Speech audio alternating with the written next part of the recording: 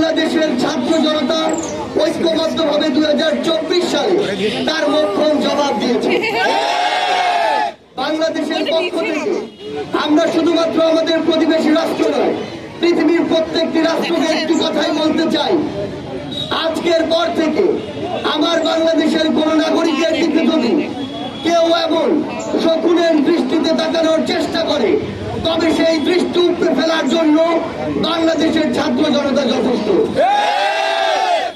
আমরা আজকে এই মার্চ ফর ফেলানির পক্ষ থেকে শুধু একটি কথাই বলতে চাই, আর যদি আমার কোনো ভাই কিংবা আমার কোনো বোন আমাদের ওই সীমান্তে ওই তারকাটায় তাদের লাশ ঝুলে থাকে, তবে আমাদের আজকের যে মার্চ ফর ফেলানি, সেই মার্চ ফর ফেলানি ওই তারকাটাকে উদ্দেশ্য করে মার্চ করবে। আর যদি আমাদের পরবর্তী ওই মার্চ তারকাটাকে উদ্দেশ্য করে হয়, তবে আমাদের এই লক্ষ্য তারকাটাকে ভেদ করে যতদূর দৃষ্টি যায় ততদূর যাবে।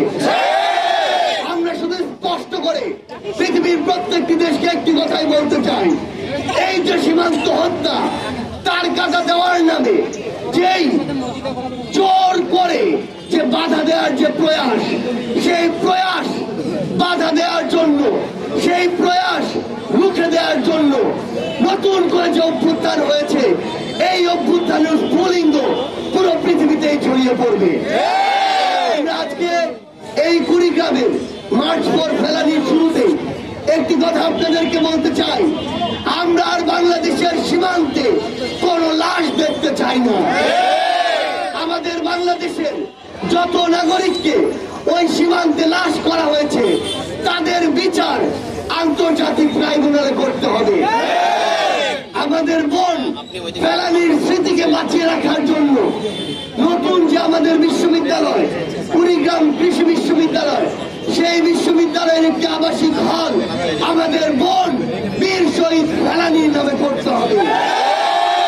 আমাদের সীমান্তে যে মরণঘাতী অস্ত্রগুলো ব্যবহার করা হয়, চুক্তির মাধ্যমে সকল প্রকার মরণঘাতী অস্ত্র ব্যবহার নিষিদ্ধ করতে হবে। আমরা স্পষ্ট করে বলতে চাই, আগামীর বাংলাদেশের এই যে ছাত্র জনতা, যেই ছাত্র জনতা অভ্যুত্থান করে নতুন বাংলাদেশ দিয়েছে, সেই ছাত্র জনতা আর কোনদিন নতজানু পররাষ্ট্রনীতি মেনে নেবে না।